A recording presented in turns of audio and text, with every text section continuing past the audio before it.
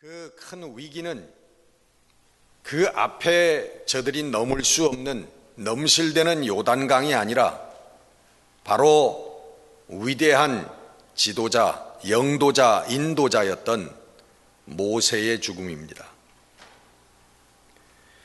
모세는 이스라엘 백성들을 출애굽시켰던 영도자입니다. 광야 40년 동안을 저들과 함께 했던 지도자였습니다. 이스라엘 백성들은 모세 없는 진군을, 모세 없는 가나안 땅을, 모세 없는 광야의 40년을 저희들은 상상할 수가 없었던 것입니다. 모세는 하나님과 대면해서 말했던 사람입니다. 모세는 경륜과 문무지략을 갖추고 있었던 사람이었습니다. 80세에 부름받고 120세에 죽을 때까지 우리 하나님께서 함께 하신, 우리 세상의 지식과 그리고 영역을 갖췄던 그러한 지도자였습니다. 그런데 그 모세가 가장 중요한 시간, 하나님께서 목적지로 말씀해 주신 그 가나안 땅을 바로 목적 눈앞에 두고 하나님께서 모세를 불러가셨습니다. 이스라엘 백성들에게는 청천벽력 같은 그러한 사건이죠. 그런데 성경이 오늘 이 사건을 통해서 우리들에게 보여주시는 분명한 한 가지 사실이 있습니다. 그것은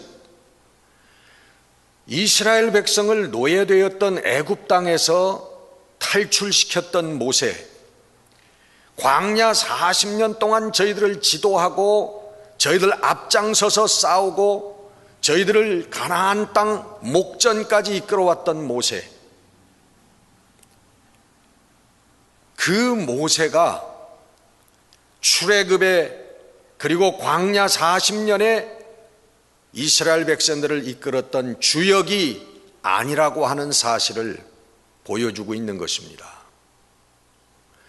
모세의 지혜와 모세의 능력과 모세의 믿음으로 이스라엘 백성들이 광야 40년을 견뎠고 그리고 이제 그 가나안 땅을 목전에 두게 되었다고 하는 것이 아니라 바로 그들의 출애굽의 주체도 광야 40년 동안 저희들을 인도하시고 먹여 살리신 분도 하나님이라고 하는 사실을 우리 성경은 우리에게 보여주고 있는 것입니다. 여러분, 사도행전 마지막 장 28장에 사도 바울이 전체를 통하여서 사도행전 전체를 통해서 조명했던 그 주인공과 같은 사도 바울이 그가 마지막에 어떻게 돼서 어떻게 죽었다라고 하는 얘기 한마디도 없이 그냥 로마에 가서 셋집에서 살면서 담대히 하나님의 말씀을 전했다 하고는 딱 잘라버리고 끝나버리고 맙니다. 그건 뭘 의미하냐 하면 그 사도 바울, 그 사도행전 거의 전체에 주인공 같고 초점을 맞췄던 그 사도 바울이 정말 사도행전의 주인공이 아니라고 하는 것을 우리에게 가르쳐 주는 것입니다. 인간이 아니라 하나님이라고 하는 것을 가르쳐 주시는 거예요. 이 땅에 여러분 아무리 위대한 영도자도 아무리 출중한 지도자라고 할지라도 그는 주인공이 될 수가 없는 것입니다. 주인공은 언제나 하나님이시고 언제나 성령님이신 줄 믿으시기를 바랍니다. 우리를 먹여 살려주시고 우리를 인도해 주시고 우리를 지켜주시는 분은 어떤 사람이 아닙니다. 우리 성령이시고 하나님이신 것입니다. 교회의 주체가 되시는 분도 하나님이시요, 우리 선교와 전도의 중심이 되는 분도 성령님이시라고 하는 거예요. 그래서 하나님 중심의 신앙, 우리 성령을 모시고 성령과 함께 동행하는 신앙, 이것이 하나님께서 우리에게 요구하시는 신앙이라고 하는 것을 여러분 다시 한번 깨닫고 그 가운데 바로 서는 여러분들이 되시기를 주의 이름으로 축원합니다. 여러분, 위기라고 생각했던, 우리가 위기처럼 보이는 이스라엘 백성들, 그들에게 하나님의 말씀을 주십니다. 여호수아를 대신 세우시고 모세 대신에, 여러분, 모세와 여호수아를 비교할 때 이건 비교할 수 있는 대상이 아니죠. 여호수아는 모세를 시중 들었던 시종입니다. 모세의 비서 같은 사람입니다. 어떻게 보면 너무나 모세에 비하면 존재감이 떨어지는, 무게감이 떨어지는 그 여호수아를 다시 가장 이스라엘 백성들에게 중요한 순간, 요단을 건너서 하나님께서 마지막 지정해 주셨던 그 가나안 땅에 들어가기 직전에 그 의지했던, 순종했던 모세를 데려가시고 대신 훨씬 못한 여러 가지 면에서 볼 때 여호수아를 하나님께서 세우셨어요. 그러면서 하나님께서 여호수아와 이스라엘 백성에게 주시는 말씀이 오늘 본문의 말씀입니다. 그 말씀을 통해서 이스라엘 백성들이 위기를 극복하고 하나님께로 나아가는 그런 역사가 일어났습니다. 오늘 여호수아만, 그리고 이스라엘 백성에게만 주시는 말씀이 아니라 오늘 우리의 삶에도 주시는 말씀으로 여러분 받고, 우리 삶에 어떠한 어려움과 역경과 위기가 닥치더라도 이 말씀을 통해서 여러분 지혜와 용기와 능력을 얻고 승리하는 여러분들이 되시기를 주의 이름으로 축원합니다. 첫 번째로 우리 하나님께서는 여호수아와 이스라엘 백성들에게 마음을 강하게 하고 담대하라 하고 말씀하고 있습니다. 다시 말하면 우리 하나님께서 말씀하시는 믿음 위에 굳건하게 서라고 하는 말씀이에요. 하나님 주신 말씀 위에 믿음으로 그 말씀을 받으라고 하는 것입니다.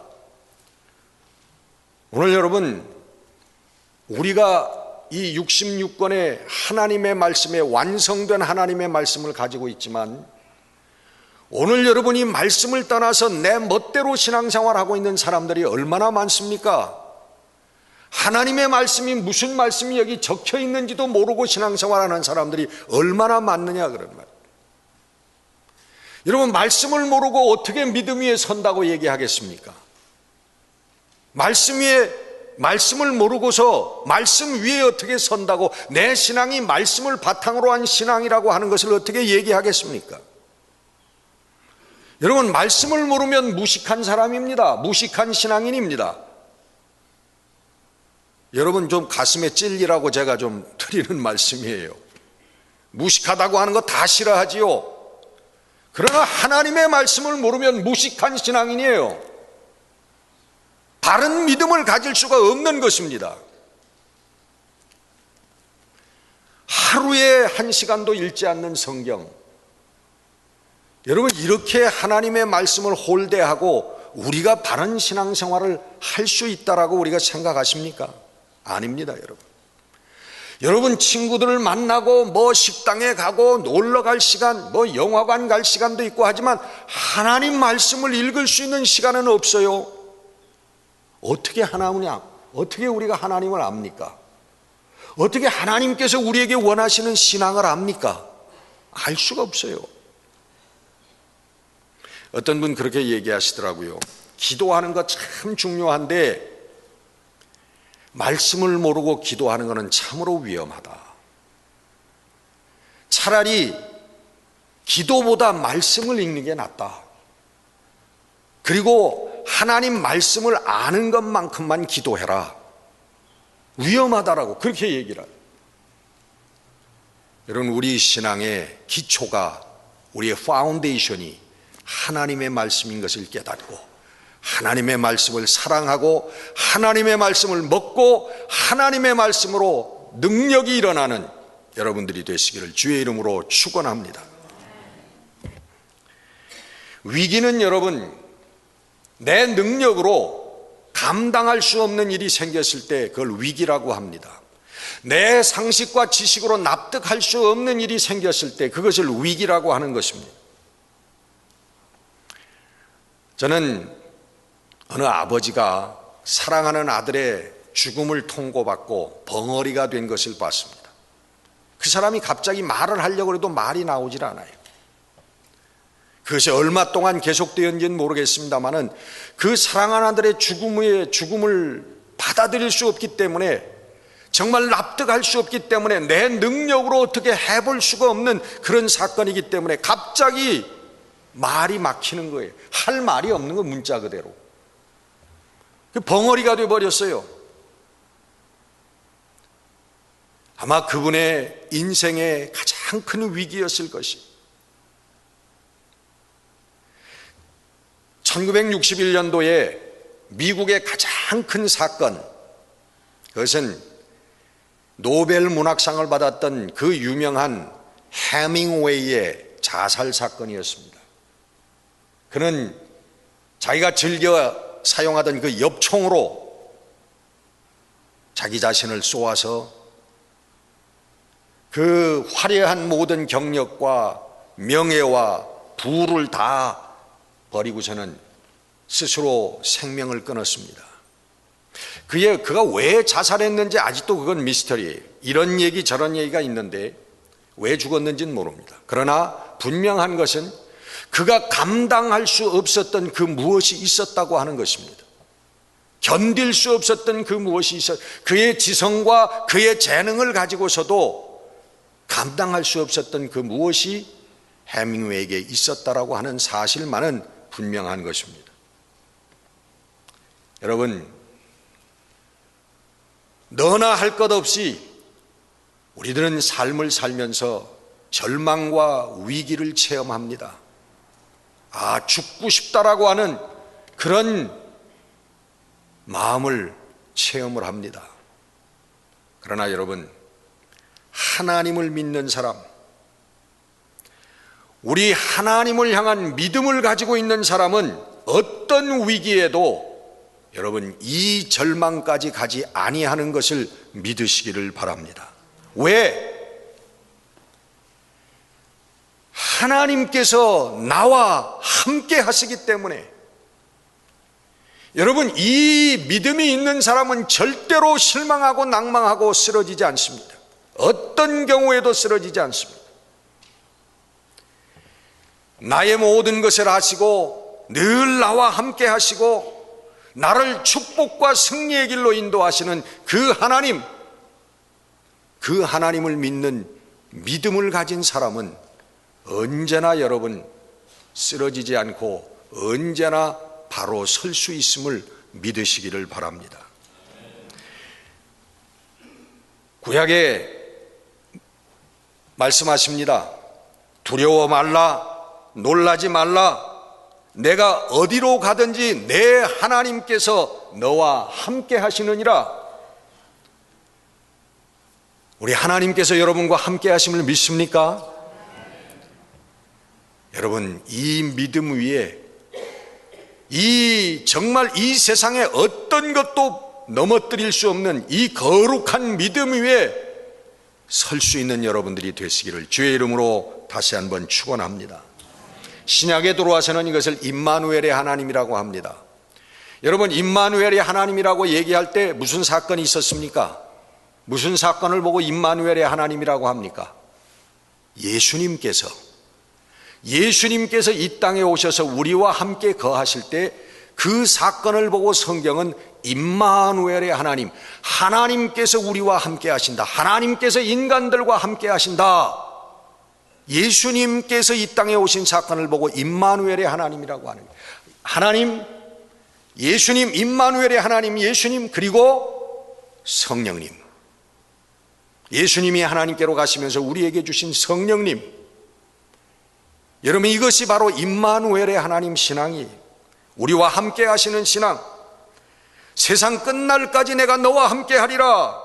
내가 너희를 고아와 같이 내버려 두지 아니하리라. 여러분, 예수님의 말씀입니다. 여러분, 어렵고 여러분 외롭고 쓸쓸하고 고독할 때, 힘들 때 여러분 이 말씀을 여러분 외우시기 바랍니다. 내가 너희를 고아와 같이 내버려 두지 아니하리라. 내가 세상 끝날까지 너와 함께 하리라. 여러분, 가장 큰 축복의 말씀, 이 말씀 위에 서는 여러분들이 되시기를 바랍니다. 우리 하나님께서 우리의 아버지가 되신다는 거예요. 내가 너희를 아버지 없는 고아처럼 내버려 두지 아니하리라. 김동길 교수의 두려움 없는 책이라, 여행이라고 하는 그런 그 수필집이 있는데, 거기에 이런 얘기가 나옵니다. 초등학생 꼬마아이가 혼자 기차를 타고 여행을 합니다. 근데 다 주위가 어른들인데 이 조그만 아이 혼자 앉아가지고 달걀을 까먹고 싱글벙글 신이 나가지고 차창을 내다보면서 김밥을 먹으면서 너무너무 신나하는 거예요. 그러니까 어른들이 신기해서, 그 조그만 애가 혼자 여행하면 얼마나 무섭겠습니까? 어른들이 물어봤대. 야, 너 혼자 여행하는 거 무섭지 않으냐? 그랬더니 얘가 얼굴에 한방 미소를 지으면서 대바람에 대답을 하는데, 아니요, 이 기차를 운행하는 기관사가 우리 아버지예요. 어깨를 착 펴면서 그러다. 여러분, 우리 아버지는요, 이 우주를 운행하시는 분이고 인생의 생명의 주인이 되시고 생사화복의 키를 주고 계신 그분이 바로 우리 아버지이신 줄 여러분 믿으시기를 바랍니다. 이게 우리들의 믿음이에요. 성경이 우리들에게 가지라고 하는 믿음입니다. 여러분, 이 믿음이 우리의 삶 가운데 내 영혼 밑바닥에서부터 올라올 때에 하나님의 축복이 우리들에게 임하는 거예요. 하나님의 능력이 우리들에게 임하는 거예요. 오늘 축복의 말씀을 합니다. 여러분, 오직 강하고 극히 담대하여 너희 종 모세가 내게 명한 그 율법을 다 지켜 행하고 좌로나 우로나 치우치지 말라. 그리하면 어디로 가든지 내가 형통하리라. 할렐루야. 이어서 8절에도 이 율법책을 내게서 떠나지 말게 하고 주야로 그것을 묵상하며 그 안에 기록된 대로 다 지켜 행하면, 그리하면 내 길이 평탄하게 될 것이며 내가 형통하리라. 할렐루야. 하나님께서 믿음을 가지라. 그리하면 내가 평탄한 일을 갈 것이고 내 길이 형통할 것이라고 말씀하고 있습니다.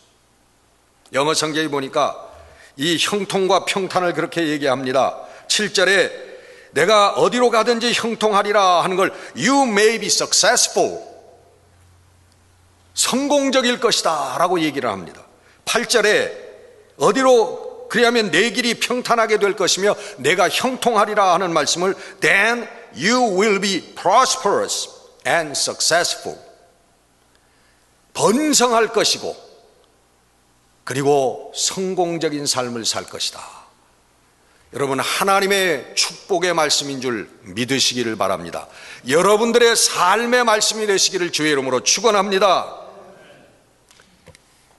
여러분, 하나님께서 축복하셨는데 이 축복의 삶을 우리도 받아 누려야 될 거 아닙니까? 물론 여러분, 우리들이 받을 복이 여기서만 끝나는 게 아닙니다.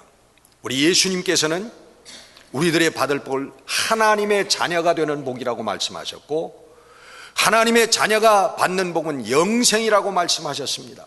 여러분, 여기 몇 년 동안 여기서 잠깐 우리가 물질적으로 뭐 영화를 누리고 권세를 누리고 하는 그거보다도 예수님은 더 크게, 그것도 축복이지만은 그보다 우리 성도들이 바라야 될 더 큰 축복은 영생의 축복이다. 하나님의 자녀가 되어서 영원히 하나님과 함께하는 삶을 누리는 영광 가운데 있는 것이 이게 축복이다. 여러분, 그래서 영육간의 축복이라고 말하는 겁니다. 여러분, 하늘의 신령한 복과 땅의 기름진 복으로 축복받는 여러분들이 되시기를 주의 이름으로 축원합니다. 제가 박아무개 장로님이라고 LA에서 옛날에 같이 신앙생활했던 분이 있는데 그분 간증이 평생 동안 잊혀지지 않는 게 있어요. 근데 그분 자신의 간증이 아니라 자기가 미국에 와서 얼마 안 되었을 때, 젊었을 때 그 직장 동료에 대한 간증입니다. 이분이 와가지고 웰딩을 하셨는데 그 컴퍼니에서, 근데 그때 직장 동료가 한 사람이 있었는데 그분이 목사 아들이었대요. 근데 그 아버지 목사님은 일찍 돌아가셨고, 근데 목사 아들인데도 불구하고 교회도 안 나가고, 이 사람 생애의 제일 큰 취미가 뭐냐면요, 금요일 날 딱 페이체크를 받으면 어디로 갈까요? 저기 15번 저기 노스타고 하는 데 있죠. 금요일 날 페이체크만 딱 받으면 거길 가는 거야. 그게 이 사람의 큰 낙이에요. 교회도 안 나가고 저기 우리 예수 믿는 거하고 믿음하고 전혀 상관없는 삶을 사는 거예요. 근데 어느 날부터 정말 갑자기 이 사람에게 재앙이 몰려오기 시작했대요. 여러분, 이 웰딩 하는 사람은 불 탁 붙이고 쫙 하잖아요. 매일매일 붙이는 그 불, 그 순서가 있는데 그냥 그 순서를 거꾸로 해가지고 펑 해가지고 그냥 확 화상을, 큰 화상은 아니지만 말이죠. 그리고 조금 높은 데 올라가서 하다가 갑자기 툭 떨어져가지고 다쳐. 근데 급기야는 일을 하다가 탁 다쳤는데 허리를 다쳐가지고 이 사람이 그냥 누워버린 거예요. 그 며칠 후에 몸을 추스리고 나와가지고는 이분에게 그러더래요. 그분 이제 그 당시 젊었을 때 우리 집사님이었을 때였죠. 아무개 집사, 내가 LA 저기 가서 지압을 받았는데 얼마나 좋은지, 그냥 내가 한 번만 더 받으면은 완전히 깨끗해질 것 같다고. 그 얘기하고 난 다음 날부터 아예 안 나오는, 직장을 안 나오더래요. 그래가지고 찾아갔더니 그 지압을 받다가 너무 좀 세게 받아가지고 아예 그냥 이게 마비가 돼버린 거예요. 그래서 누워가지고서 막 그냥 대소변을 받아내는 정도예요. 이 사람이 갔더니 그냥 펄펄 뛰면서 내가 이 지압 이놈을 내가 일어나자마자 고소한다고. 사람을 이렇게 만들어 놓을 수 있냐, 막 펄펄 뛰더래요. 그리고 또 한 1, 2주 있다가 문병을 갔대요. 갔더니 이 사람이 자리에 누워서 그렇게 얘기하더래. 그 사람 내가 수호하려고 했던 거 다 포기한다고. 그 사람 나 고쳐주려고 하다가 그렇게 된 거지, 날 이렇게 만들려고 그랬겠느냐. 그러고 내가 가만히 생각해 보니까 내가 어렸을 때부터 교회에서 자라나고 내 아버지가 목사님이었고 내가 그 신앙을 받은 그런 사람인데, 내가 이 미국 땅에 와가지고 신앙 다 잃어버리고 교회를 잃어버리고 내가 이렇게 방탕하게 내가 살아서 하나님께 벌을 받는 것 같다, 그런 얘기를 하더니, 그러고는 몇 달 동안을 그렇게 전차적으로 이제 좋아지고 일어났는데, 여러분 몇 달 동안 있으니까 미국 직장 다 그만두게 되잖아요. 그리고는 한국에 나가서 처갓집에서 돈을 좀 빌려다가 그 햄버거 샵을 하나 샀대요. 그 공장 지역에 있는 햄버거 샵을 하나 샀는데 그 옆에는 유명한 맥도날드도 있고 무슨 뭐도 있고 그 유명한 그 햄버거 가게들이 있는데, 이 가게는 특별히 이름도 없는 햄버거 가게, 파리를 훨훨 날리는 그런 가게. 돈이 많지 않으니까 그렇게 샀겠죠. 근데 이 사람이 신앙을 회복하고 내가 믿음으로 살겠다고 결단을 하고 그 다음에 이것을 샀더니요, 하나님께서 갑자기 이 사람이 그것을 사자마자, 인수하자마자 그 햄버거 가게가 잘 되는 거예요. 손님들이 계속 오는 거예요.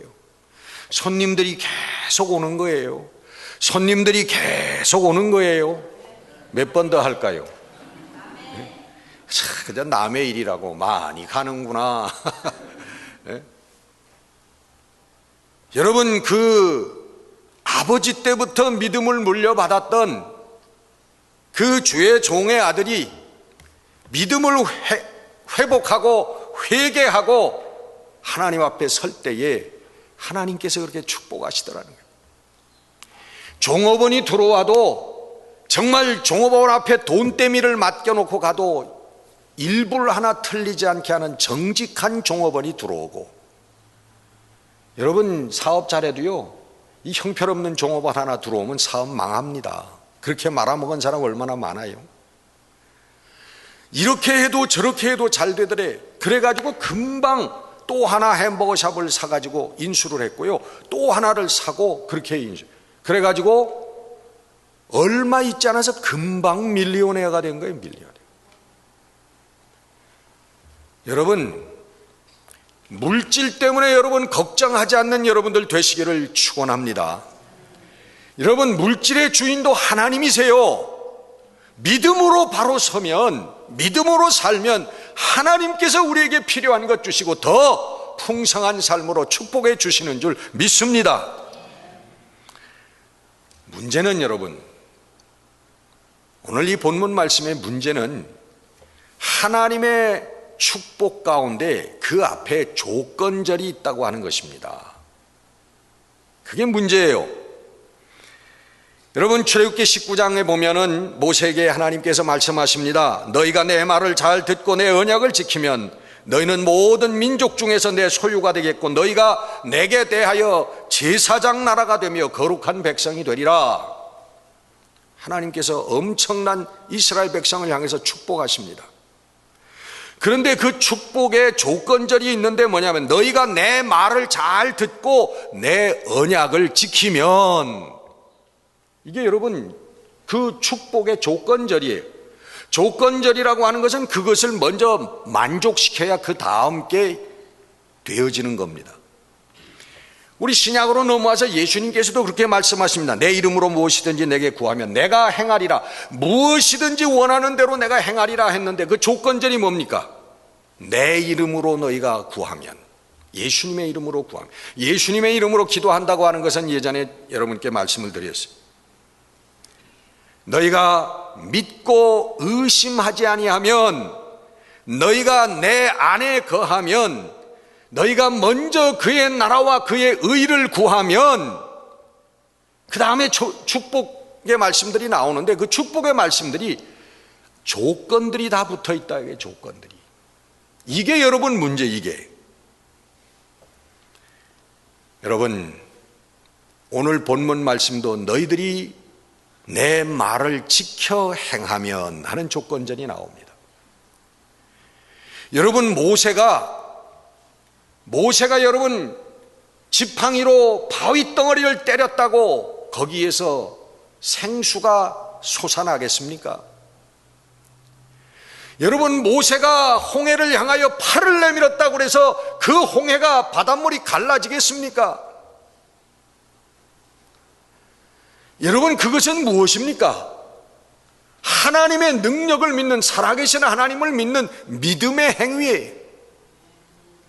믿음으로 반석을 치는 것이고 믿음으로 손을 내미는 것입니다. 그때 그 믿음을 통하여서 하나님께서 역사하신다는 거예요.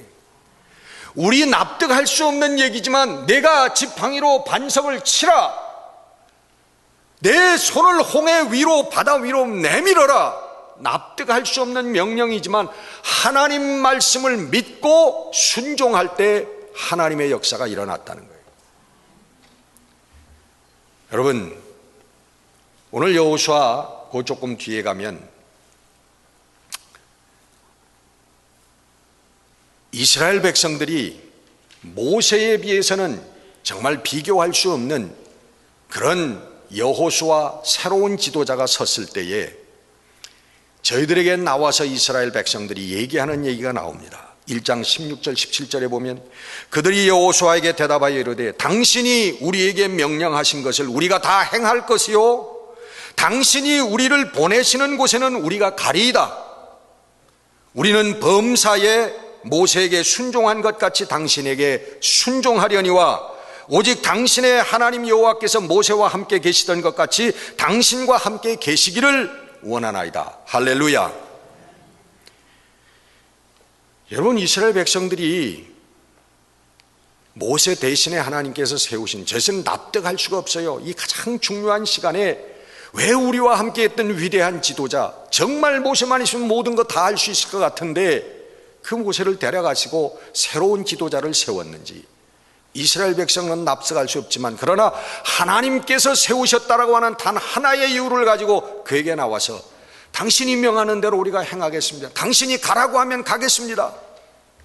어디든지 가겠습니다. 3장에 보면 여호수아 3장에 보면 바로 그 실행의 말씀이 나옵니다. 여호수아가 이스라엘 백성들에게 제사장과 이스라엘 백성들에게 명합니다. 제사장들은 하나님의 언약궤를 메고 백성들과 쭉 떨어져 가지고 맨 앞장 서 가지고서는 요단 강물로 들어가라는 거예요. 가나안 땅에 들어가기에 여러분 요단 강을 건너지 않으면 가나안 땅에 들어갈 수가 없습니다. 하나님 나라에 들어갈 수가 없어요. 우리 인생이 광야 40년 같은 인생을 살고 우리가 마지막에 요단강을 건너서 우리도 하나님 나라에 가는 겁니다. 우리 육신의 죽음을 의미하는 것이지요. 이스라엘 백성도 마지막 관문인 요단강을 건너야 하나님 나라에 가게 돼 있는 거예요. 그 마지막 관문 앞에 여호수아가 그들에게 얘기합니다. 언약궤를 메고 백성 앞서 건너라. 뭘 건너라는 거예요? 요단강을 건너라는 거예요. 제사장들에게 언약궤를 메고 요단강을 건너라는 겁니다. 너희가 요단 물가에 이르거든 요단에 들어서라 그러는 거예요. 물속으로 걸어 들어가라는 거예요.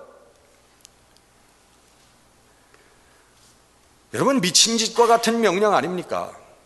언약궤도 얼마나 무거운데 혼자 헤엄쳐 가기도 힘든데 언약궤까지 다 들러매고 물속으로 들어가라는 거는 여러분 합리적인 명령이 아닙니다. 납득할 수 있는 명령이 아닙니다. 그러나 제사장들은 어떻게 생각할지는 모르겠어요. 그들이 백성들 눈도 있고 또 새로 세운 지도자의 명령이니까 순종해야 되겠지. 마음속으로는 아이고 오늘 내가 물귀신 되는 날이로구나. 아마 그렇게 생각하고 걸어갔는지는 모르죠. 그러나 어쨌든 메고 여러분 요단 강물 앞에 왔을 때 그 찰랑거리는 물 거기에 발을 딛고 여러분 걸어 들어갔습니다. 순종했습니다. 그럴 때 여러분 요단 강물이 저 멀리 아담 성읍 변두리에서부터 그 물이 일어나서 서더라. 할렐루야. 여러분 이게 하나님의 역사예요. 이게 여러분 하나님께서 우리에게 말하는 믿음입니다. 지켜 행하라고 하는 믿음이에요. 그때 여러분 하나님의 역사가 우리의 삶 가운데 일어나게 되는 것인 줄 믿으시기를 바랍니다. 여러분 이 요단강을 건너서 하나님 나라의 마지막으로 들어가게 되는 것이 우리 믿음의 역사인 것입니다. 여러분 우리의 삶에 어떠한 위기가 오더라도 우리의 삶에 어떤 역경과 어려움이 오더라도 오늘 본문에서 위기 앞에 선 이스라엘 백성 여호수아에게 주었던 하나님의 말씀 극히 강하고 담대하라.